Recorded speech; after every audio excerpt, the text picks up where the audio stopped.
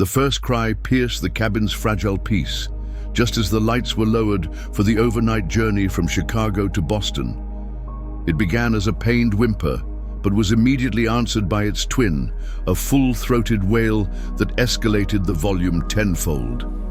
In an instant, the hushed calm of the red-eye flight fractured like a pane of glass.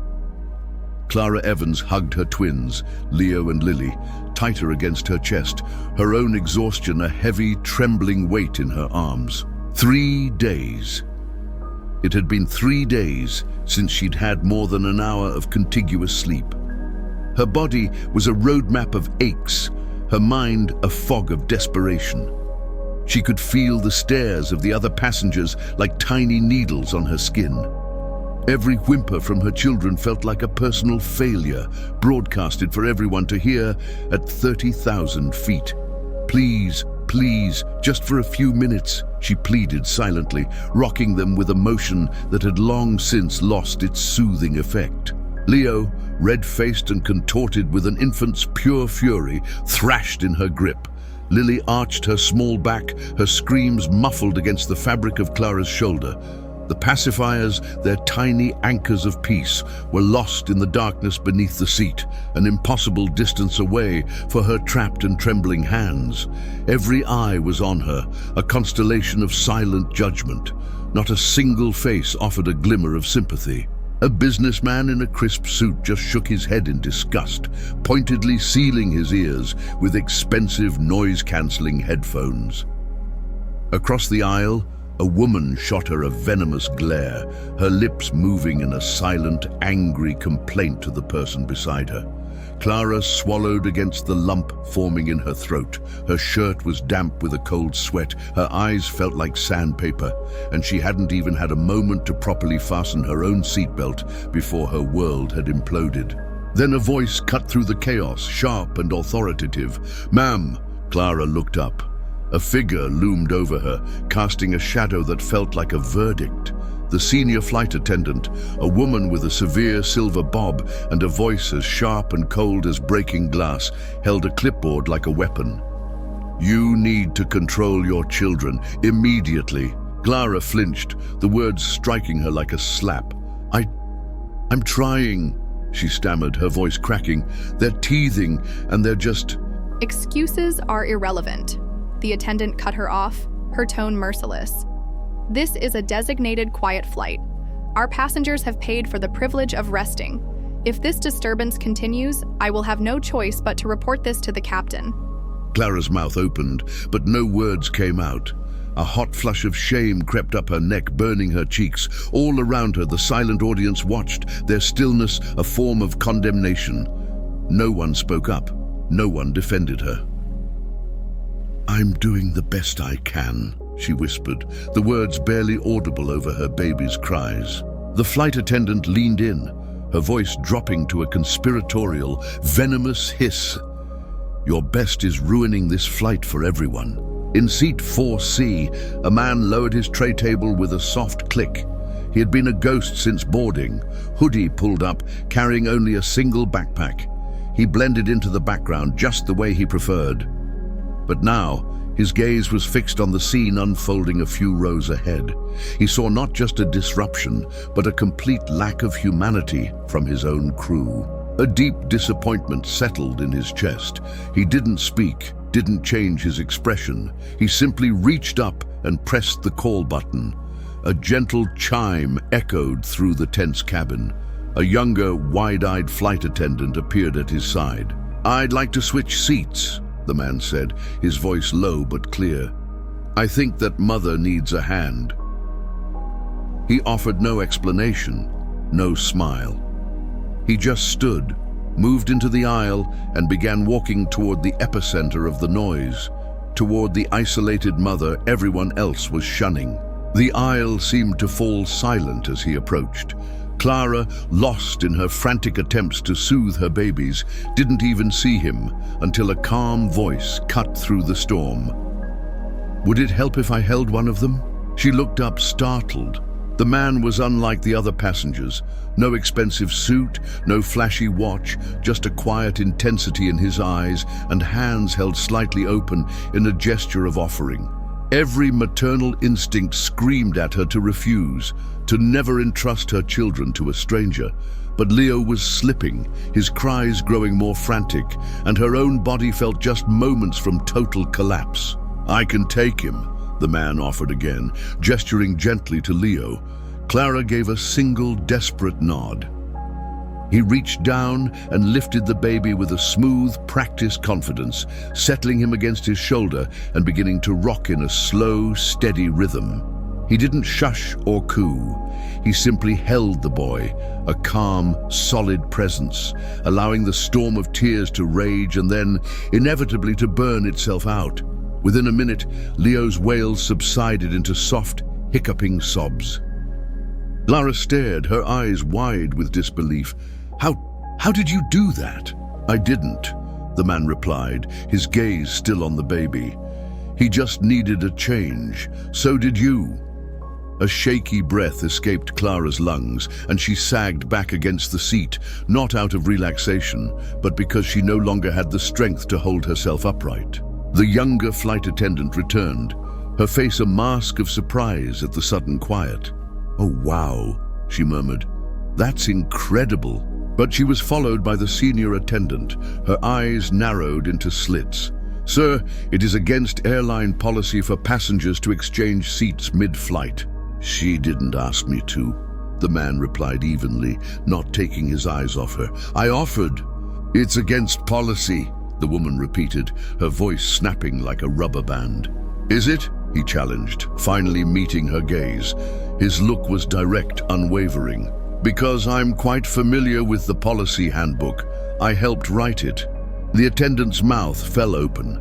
She closed it again, a flicker of uncertainty crossing her features. Something in his stance, the quiet authority, the complete lack of apology, made her take an involuntary step back. She turned and retreated without another word. Clara looked from the man back to the empty aisle, utterly bewildered. He caught her expression. "I'm Julian," he said, shifting Leo gently in his arms. "And I work in aviation." He left it at that, and for the moment Clara didn't press. But for the rest of the flight, the senior flight attendant was nowhere to be seen. The oppressive tension in the cabin finally lifted. Leo slept soundly against Julian's chest, and sensing her brother's peace, Lily calmed in Clara's arms. Clara wiped her tear-streaked face with the back of her sleeve. The shame still lingered, but a new feeling crept in, curiosity. This man wasn't just kind, he held a palpable authority. "You work in aviation?" she asked quietly. Julian nodded once. "You could say that. So you're a mechanic, an engineer?" A polite smile touched his lips. "Not exactly. My work mostly involves people." She didn't push further. Instead, she adjusted Lily and let out a long, slow breath. "Thank you," she said, the words full of sincere gratitude. "I really mean that. I didn't think anyone would help." "You shouldn't have to hope for it," Julian replied, his voice firm. "Compassion isn't optional on our planes." "Our planes?" Clara caught the word, but before she could question it, the captain's voice crackled through the speakers, announcing their descent into Boston. As passengers began to stir, Clara noticed a business card Julian had discreetly placed on her lap.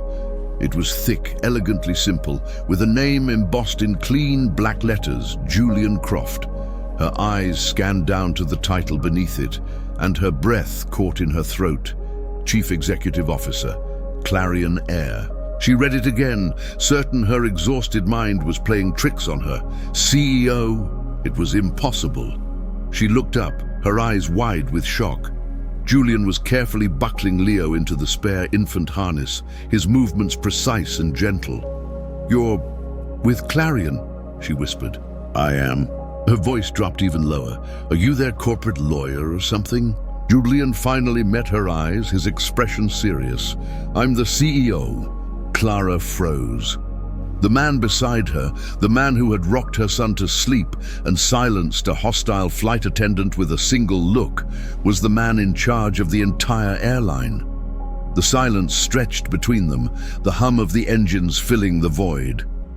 It all felt completely surreal. "You're the CEO?" she finally managed to say. "Yes," Julian confirmed. "I prefer to fly unannounced from time to time.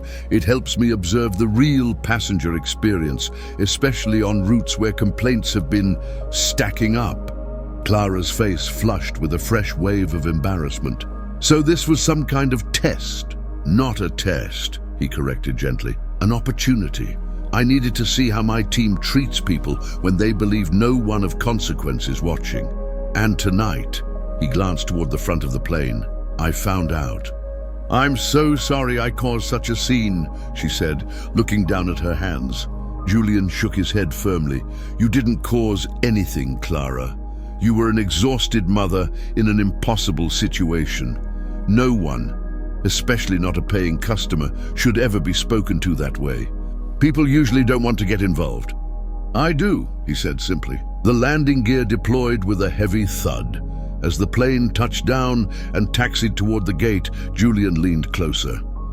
"I won't pressure you, but I'd like to speak with you again. When we're not 30,000 feet in the air." Clara didn't answer, but she didn't refuse. For the first time in what felt like an eternity, someone had truly seen her struggle and hadn't looked away.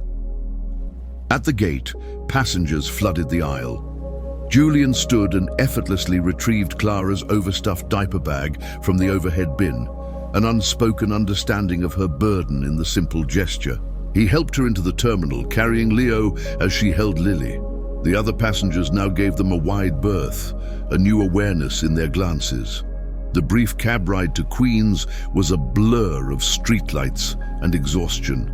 The flicker of hope Julian had ignited felt distant now, a tiny ember against the overwhelming reality of her destination. She was headed to her cousin's place, a tiny apartment offered with a reluctant thumbs-up emoji. It was a flimsy lifeline, better only than the homeless shelter waitlist she'd been on. She had fled Denver and an eviction notice, with no family and no support system after the twins' father had walked out. This flight was a desperate one-way ticket bought with the last of her savings. When her worn-out duffel bag appeared on the carousel, Julian was suddenly there, lifting it before she could move. "I know you don't have to," she started. "But I want to," he finished for her. He hailed her a cab, loaded her bag, and held the door as she buckled the twins in. "I didn't get involved because of my job, Clara," he said, his gaze steady. "I got involved because it was the right thing to do. Because you matter." Her throat tightened. She could only nod before the cab pulled away, leaving him standing on the curb. The address led to a grim, cracked brownstone. Her cousin Carla opened the door with a sigh, the air thick with the smell of stale smoke and old takeout. She pointed to a cluttered couch. "Just a couple nights, okay?" she warned. Clara didn't argue. She laid her sleeping children on a folded blanket and sank down beside them. The brief kindness of the man on the plane felt like something from another life. Here, on this lumpy couch, in the suffocating quiet of a stranger's apartment, the crushing weight of her reality settled back in. Miles away, in a sleek, silent office, Julian read the preliminary complaint logs from Flight 822. He wasn't just thinking about policy violations. He was thinking of the quiet strength in Clara's eyes, her refusal to ask for a handout even at her lowest point. He asked his assistant for her contact information from the manifest. It felt like an invasion of privacy, but leaving her to disappear into the cracks of a city she didn't know felt like a greater wrong. He dialed her number. "Hello? "Clara, it's Julian from the flight." After a pause, he continued, "I just wanted to check in." "I wasn't expecting that," she said softly. "I meant what I said. If you need anything, help finding a place, support, I want to help." "I'm on my way to a church pantry in Brooklyn," she replied, her voice strained. "They sometimes have diapers. That's my plan for the day." "Can I meet you there?" he asked. "I know I don't have to. I want to." An hour later, he was waiting for her outside a modest brick church, holding 2 cups of hot coffee. "I figured you didn't get much sleep," he said with a small smile. "Not really," she admitted, "but the twins did." They sat on a bench in the cold air, the twins asleep in a borrowed rickety stroller. "I'd like to offer you something," Julian said directly. "Not out of pity, but because you deserve a stable foundation. We have an emergency outreach program, a foundation I run. It provides temporary, fully covered housing for single parents in transition, a safe place to breathe and rebuild. No catch."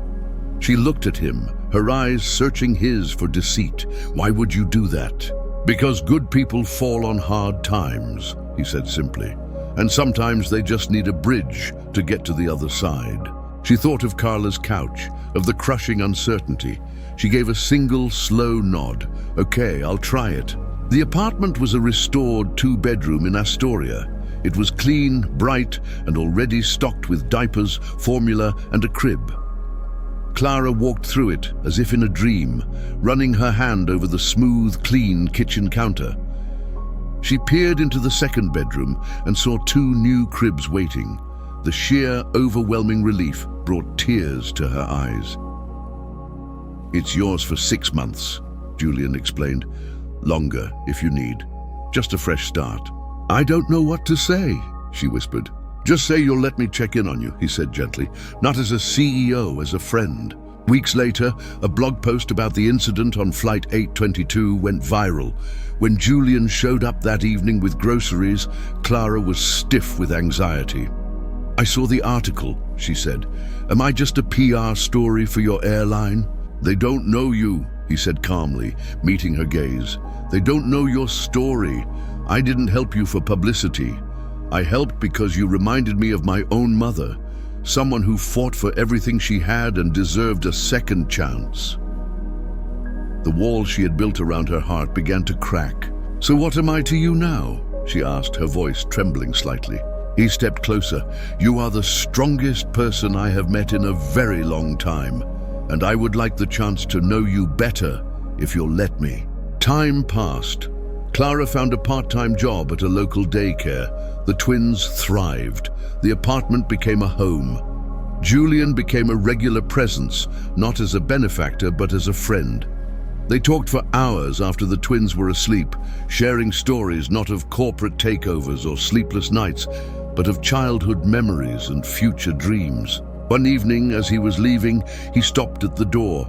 "Clara," he began, "I came on that flight to investigate a problem with my company, but I left it thinking only about you. I don't want to offer you help anymore. I want to offer you something more honest, a place beside me. Not because you need saving, but because I can't imagine not having you in my life."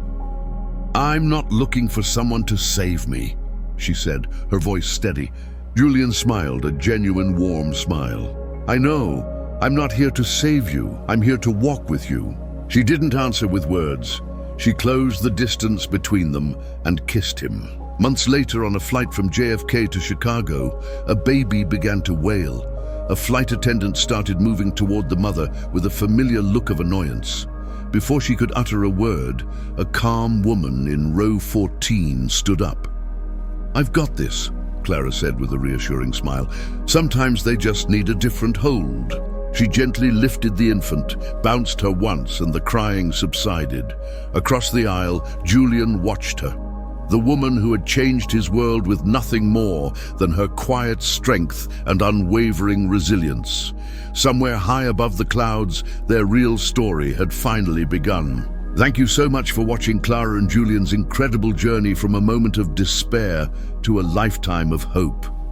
If this story touched your heart, please show your support by subscribing to our channel Stories for You so you never miss an inspiring tale.